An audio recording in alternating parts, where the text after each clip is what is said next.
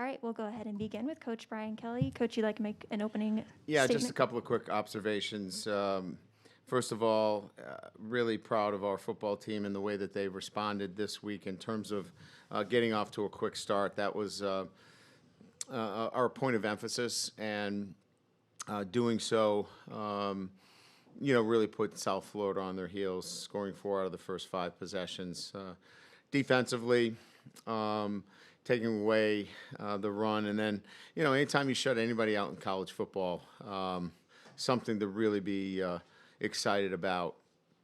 Also excited about the consistency that this team and these seniors in particular have shown. Their 20th consecutive home win, which sets the modern day record, which very proud of our guys and what they've been able to accomplish. The consistency to do that just says so much about them and their work ethic and what they do on a day-to-day basis. So really good things. There's always going to be things that you want to look at to get better. We're going to have to get better in some areas, but really a day to feel great about, seeing a lot of young players play and step up, and they were asked to do that, and really for me, satisfying to see a lot of young faces out there making plays. So with that, I'm ready for your questions. Coach, our first question is from Austin Huff of the Goshen News. You had 3 guys make emergency starts in Kiser, Lewis, and Griffith. Those 3 guys ended up leading you in tackles today. Does that just speak to the depth of this defense? Certainly does. And we obviously had in our minds those were guys that we felt all along when we came to camp that we wanted to get ready and felt would be down the road guys that we would need to count on. And they all stepped up, and I feel good with them on the field. Jack Kiser was given the game ball for his play, and the reaction in the locker room, was pretty impressive in terms of I think everybody was excited when he got the game ball. Our next question is from Doug Farmer of NBCSports.com. What was the timing of learning you would have some players unavailable this week? And while not ideal, it's not entirely unexpected. So how do you feel you and your staff and the team responded to this situation late in the week? Yeah, I think that we live in this world where right now we're you're never prepared for it, but we're aware of it, and we know it could happen. And I think our players responded well. Our coaches were prepared, and they responded well. You hate to see anybody not be available, but it's the reality that we live in, and our guys did a great job. And it's why we've prepared so deep in the ranks in terms of giving guys reps and opportunities to be prepared. So, I know it's cliche-ish, but, it's the next man in mentality that we have built. And we trust our guys, and they trust us. And we know that their preparation is going to be such that they're ready to play. Our next question is from Eric Hansen of the South Bend Tribune. Did anyone change your perception of what they might be able to do and contribute long term?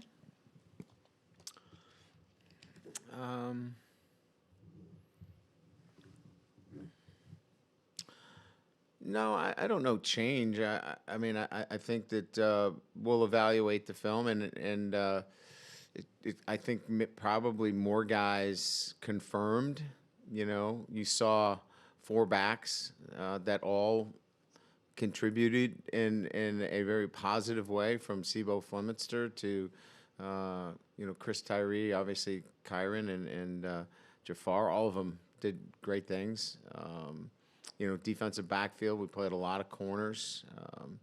Alex Aaronsberger was on scout team playing nose guard for us, and he's playing 5 technique and got a sack, doing great things. So I just think that we got really good players, and we've got really good depth, and they'll accept the roles that we give them during the week, and then they'll be prepared to play if we call on them. And a follow-up to a previous question, when did you find out how many players and who you would be missing today? Yeah, I mean, it's an ongoing process. You just kind of, during the week or 2 in the morning or 12:50 before kickoff, you just kind of roll with it. We're prepared. We're ready. You never want to lose any guys, but I think we're a strong group mentally. We feel for those guys that miss out on this opportunity because they've put in so much time, so much effort. I'm sick about losing any player that has committed so much time and effort to the cause and their commitment to Notre Dame football. But I'm also so excited when I get to see a Jack Lamb who might have been a couple of days from thinking about he may never play again. And now he's out there playing and there's a smile on his face. So, where there's, unfortunate circumstances, there's great opportunities. And that's kind of how we look at it, right? We don't look at it as there's a great amount of pressure, but there's great privilege to be, for me, the head coach at Notre Dame and players at Notre Dame. We look at it as not adversity, but as opportunity. So it's really just the way you look at it, and that's how we choose to look at it. Our next question is from Tyler James of the South Bend Tribune. Why was Jack Kiser able to have so much success stepping in at the buck linebacker role? He's well coached. He's a great student. He was on scout team Tuesday and Wednesday, split his time going back and forth. He's just smart. He does extra work to prepare. He's a remarkable young man that can help our offense get prepared for South Florida's defense, and then put himself in a position where he can lead our team in tackles. I was kidding Clark. I was like, "What are you doing? Why hasn't he been starting all year?" Tongue in cheek, but he's prepared himself very well. And a follow-up to that from Doug Farmer. How close was he to Shane Simon and Maris Leafout throughout the preseason competition at that position? Yeah, they're all very, very good players. We feel like, all of them can contribute, and obviously they did, again, I don't think that's going to change. Shane's coming back, he'll be back, and Shane will play for us. Marist will be back, and he'll play for us. Jack will play for us, both Jacks. So it's just we're blessed that we have those kind of players, and we'll find roles for them, and they'll excel at the buck position and in special teams. We pulled some of their special teams responsibilities off, but that's why we're pretty efficient in the special teams because you got guys like that on it as well. Our next question is from Tim O'Malley of Irish Illustrated. Can you discuss the contributions Tommy Tremble and the tight ends in general gave you in the running game today? Yeah, they're integral. When you talk about the offensive line, and they were really good today, and I thought that they continued where they left off in the third and fourth quarter last week, picking up movement. We're starting to get our aiming points down pretty darn good on the outside zone and in our, inside punch play. And then, once teams start overcommitting to that, then you can see how clean the counters look and the misdirection plays. But the tight ends are integral, as you can see by our formation sets. We're in 12 and 13 personnel grouping. So, Trumbull and Brock and, Mike Mayer and, even George, Takis. I mean, Bauman's not playing a lot, but he's going to play. I mean, we're really deep there, and those guys are huge contributors to what we're doing at that position and running the football. Our next question is from Eric Hansen at the South Bend Tribune. We didn't see a lot of Ian Book, but from what we did, do you feel like you saw the steps forward that you'd like? And how did Drew Pine do from your perspective? Yeah, Ian was better today. I thought he managed our offense very well. He's not a manager, but he managed the things that we asked him to do. He got us off to a good start with some good completions down the field. There were a couple of balls I thought in the red zone that he could have been a little bit more finesse with, but all in all, it was a really good performance. I thought he led our team to the kind of fast start that we wanted. He was really tuned in. I thought he had a great week of practice. Really liked his demeanor. Really worked on his pocket presence. I liked his calmness in the pocket. It was a really good progression from where he was last week. Yeah, and Drew was out there to eat clock.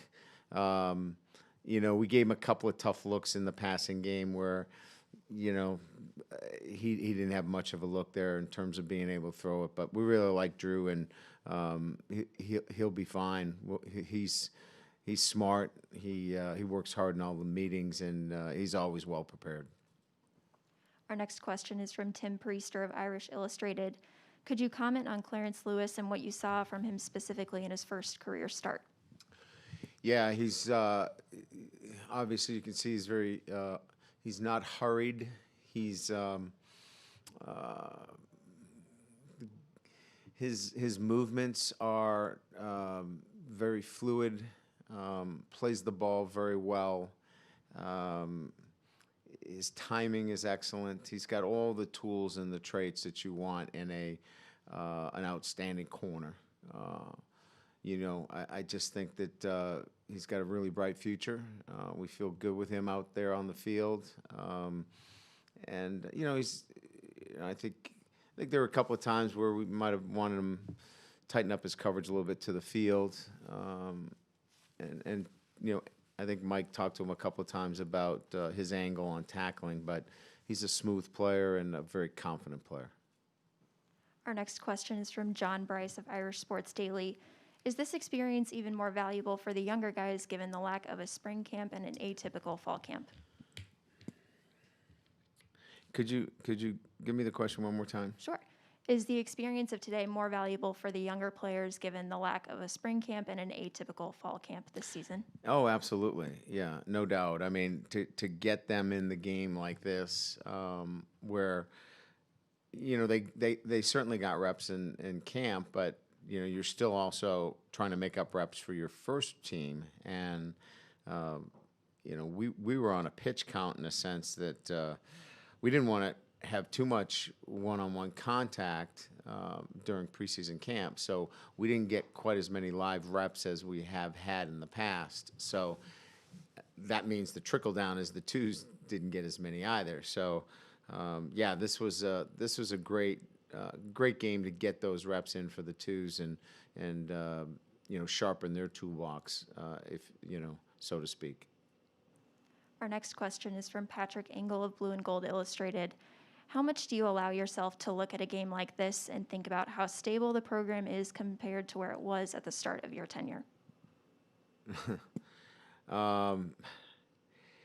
Yeah, for varying reasons, I don't spend much time on that. But now that you've asked the question, we're certainly much further along. When I took over the program, the program was not winning. It is now a winning program. We just talked about 20 consecutive wins at home, and I think South Florida is in a similar situation. So it's hard to compare, right? They're on some hard times. That's why there's a new coach there. So it's really hard to compare apples to apples from that standpoint. But no, we just kind of look at where we are and the consistency that we built more so than anything else. And they got a good coach. They got good coaches.